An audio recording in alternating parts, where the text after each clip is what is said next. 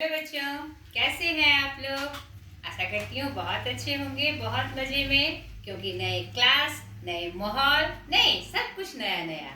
तो मैं भी एक नए सिरे से आपके लिए हाजिर हूँ। आपके बहुत सारे कमेंट्स हमें प्राप्त हुए, जिसमें बहुत सारे रिक्वेस्ट, जिसमें आपने कहा था कि मैम आप 8 क्लास का भी क्लासेस स्टार्ट करिए। तो मैं 7 और 8 इस बार के सेशन में दोनों मैंने स्टार्ट किया हुआ है। 7 8 CBSE, ठीक है। तो आज के इस क्लास में आपका मैं स्वागत करती हूँ। मैं प्रीता कुमारी झा आपके हिंदी के जितने भी कंफ्यूजन होंगे, जो भी डाउट्स होंगे, वह मैं दूर करूँगी। तो आप आज की इस क्लास में मैं लेकर आई हूँ डे 1 में आपका पंखुड़ी हिंदी पाठमाला क्लास 8 CBSE पार्ट 1 शक्ति और क्षमा, जो रामधारी सिंह दिनकर जी की एक प्रसिद्ध कविता है, बहुत ही फेमस।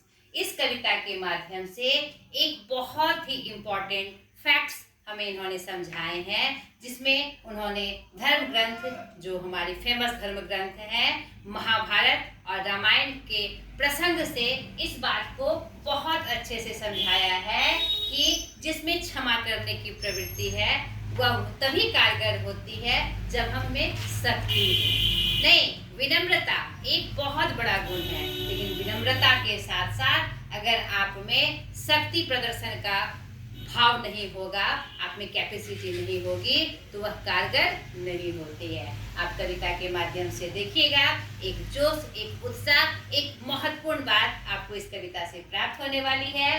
तो मैं इस क्लास में सबसे पहले आपको बताऊंगी कवि परिचय, उसके बाद पाठ परिचय यानी कविता की पूर्ण व्याख्या कि कौन सा संदेश, कौन सा वह महत्वपूर्ण फैक्ट हमें वह बताना चाह रहे हैं। तो चलिए स्टार्ट करते हैं कवि परिचय से। कवि परिचय में आपके पाठ्य पुस्तक में इनका परिचय वर्णित है, उसे हम देखें। रामधारी सिंह दिनकर, जिनका जन्म 23 सितंबर 1908 को हुआ और निधन 24 अप्रैल 1974 को। रामधारी सिंह दिनकर जी राष्ट्रकवि के रूप में, द्वितीय राष्ट्रकवि के रूप में जाने जाते हैं, और पहले राष्ट्रकवि के रूप में किनका नाम आता है?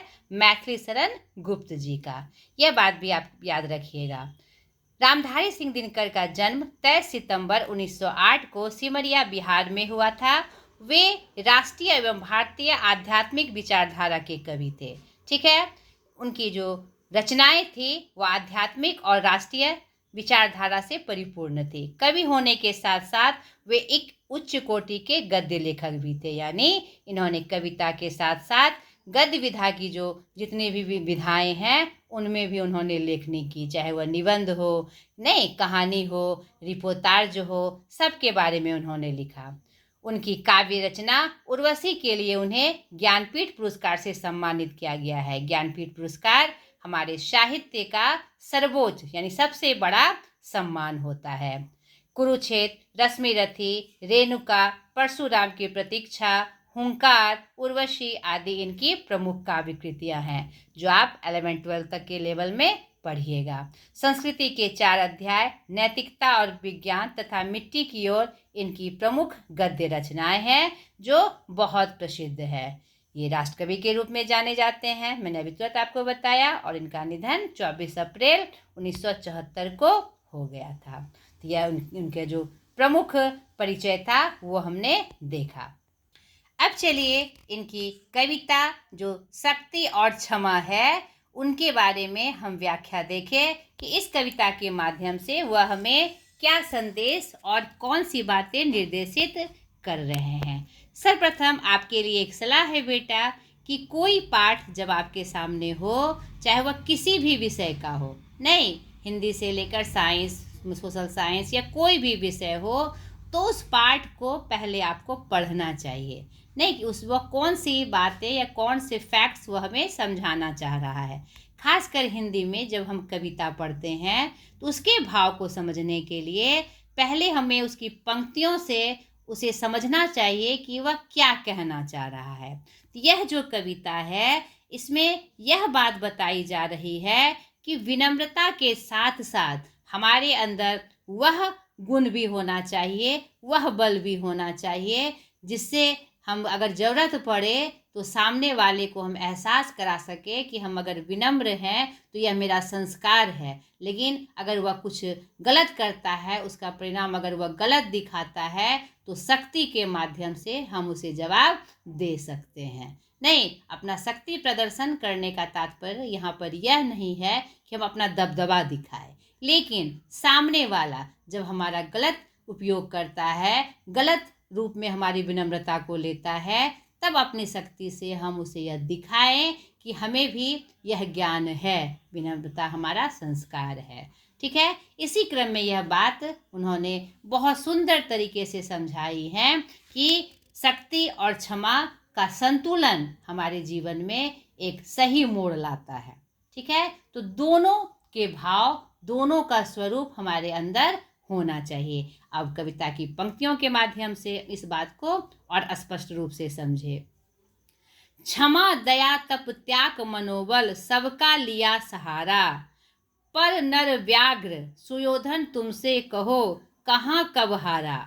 क्षमाशील हो रिपु समक्ष तुम हुए विनत जितना ही, दुष्ट कौरवों ने तुमको कायर समझा उतना ही।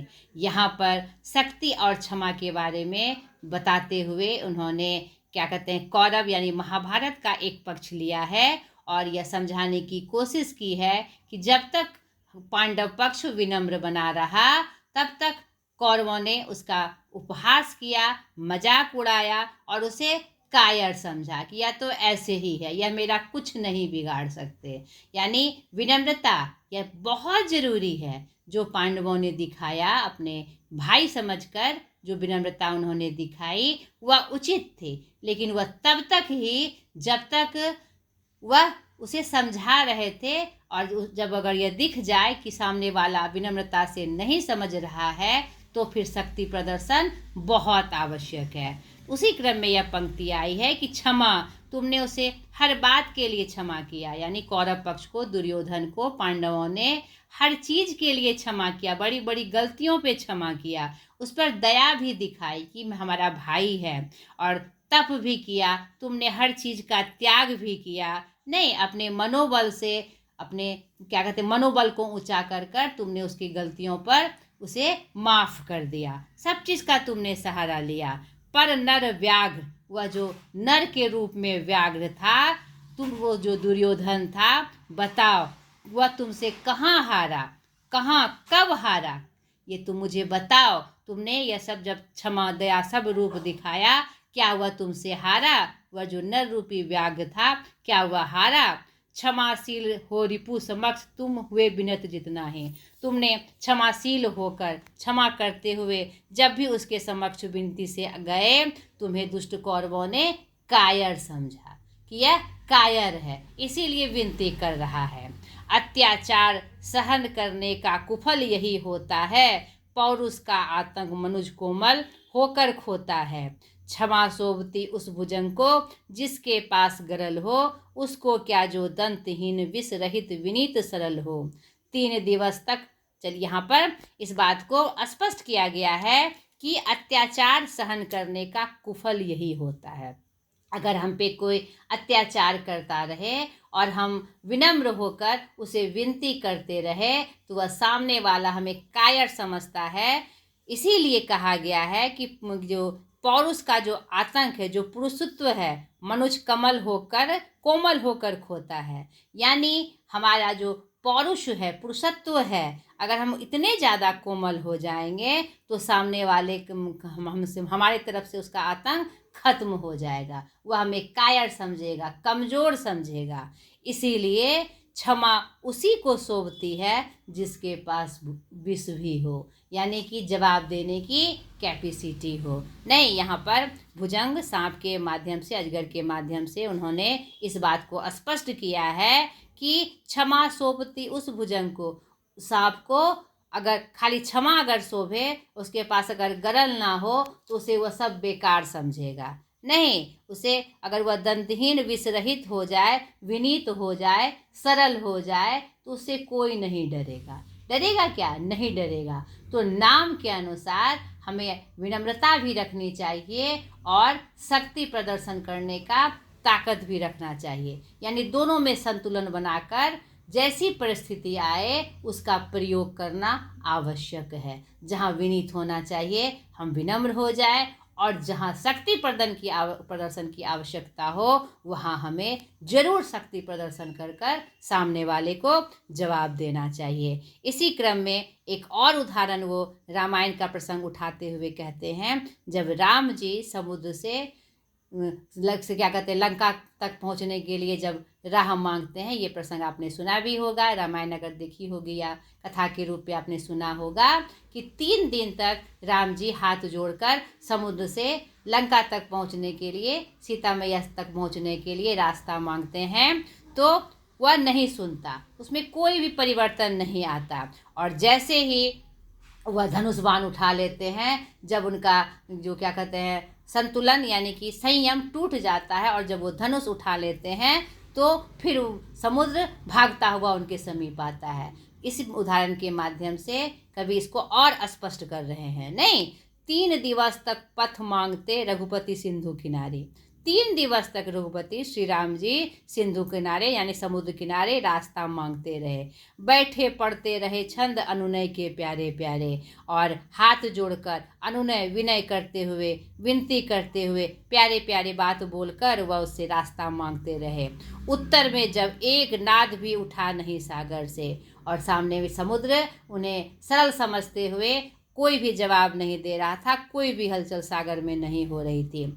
उठी अधीर धधक पौरुष की आग राम के सर में। फिर जब इन्हें समझ में आ गया कि अब सामने वाला हमें कमज़ोर समझ रहा है, हमारी विनम्रता का फ़ायदा उठा रहा है, उसे बेवकूफ़ समझ रहा है, तो फिर उन्होंने बाण उठाया और उनके पुरुषत्व की आग धधक उठी, आग जल उठी, और उन्होंने जब धनुष बाण उठाया तो फिर क्या हुआ देखिए, सिंधु दे धर त्राही त्राही करता आ गिरा शरण में। सिंधु यानी समुद्र दे धारण कर कर प्रकट होकर त्राही त्राही यानी बचाव बचाव करता हुआ शरण में आ गया, क्योंकि उनके जब उन्होंने बाण उठाया तो पूरा समुद्र थर्रा उठा। नहीं, तब उसे परिचय मिल गया कि सामने वाला सरल नहीं है, शक्ति से परिपूर्ण है, वह हमारा सब कुछ विनाश कर सकता है, उसके शक्ति का उसे परिचय मिल गया। तो पहले उन्होंने विनम्रता से मांगा, यह ठीक था, लेकिन विनम्रता से मांगते रहते तो वह सामने वाला सिंधु उन्हें कायर ही समझता। तब उन्होंने परिस्थितिवश शक्ति का प्रदर्शन किया। तो वही यहाँ पर कवि समझाना चाह रहे हैं कि विनम्र होना अच्छी बात है, लेकिन परिस्थितिवश अगर शक्ति से काम बनेगा तो हमें शक्ति प्रदर्शन भी अवश्य करना चाहिए। शास्त्र का यही नियम है। ठीक है। चरण पूज दास्ता ग्रहण की, बंधा मूल बंधन में। उन्होंने चरण पे गिर गए, चरण वंदना करने लगे और अपने आप को दास कहने लगे कि मैं आपका दास हूँ। वह बंधन में बंध गया, वह मूर्ख, मूढ़ यानी मूर्ख, बंधन में बंध गया। सच पूछो तो सर में ही बसती है दीप्ति विनय की। यह बात बिल्कुल सच है कि बाण में ही यानी शक्ति में ही जो तेज होती है विनय की, वह बसती है। यानी जिसके पास शक्ति है उसी में विनम्रता भी हो सकती है। नहीं, अगर आप में शक्ति नहीं है, शक्ति का जो स्वरूप है अगर आप सही रूप से समझते हैं तो उसमें आप विनम्रता भी होती है। खाली विनम्रता अगर रह गई, शक्ति नहीं रहा तो भी बेकार है। और खाली हम शक्ति प्रदर्शन करना जाने और विनय नहीं है, विनम्रता नहीं है, तो अहंकार का रूप हो जाता है। इसीलिए दोनों का संतुलन होना चाहिए। संधि वचन संपूज्य उसी का जिसमें शक्ति विजय की। और जो दोनों अपने वचन में संपूज्य भावना से दोनों का भाव मेल रखता है, संतुलन रखता है, संधि वचन रखता है, संपूज्य उसी का जिसमें विजय, शक्ति की विजय हो, नहीं जिसमें विजय पाने की शक्ति हो। ठीक है।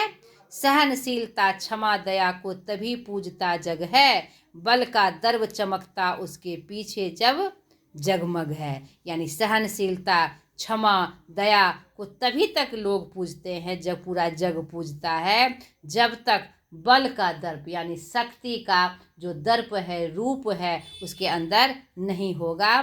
और तब उसी के पीछे यह पूरा विश्व जगमग है। यानी दोनों का स्वरूप हमारे अंदर होना चाहिए, तभी वह हमें सही रूप में हमें प्रतिष्ठित करता है। ठीक है, विनम्रता के साथ साथ शक्ति भी। जैसी परिस्थिति वैसा प्रदर्शन। कोई इसी एक के रहने से हमारा सही रूप प्रतिष्ठित नहीं हो सकता। ठीक है, तो यहाँ पर इस बात की रामधारी सिंह दिनकर ने बहुत सुंदर तरीके से, बहुत सुंदर उदाहरण से स्पष्ट किया है। तो आप में भी यह बात, हर परिस्थिति में आपको यह बात याद रखनी चाहिए कि विनम्रता और शक्ति का संतुलन हमारे अंदर भरपूर रूप से होना चाहिए।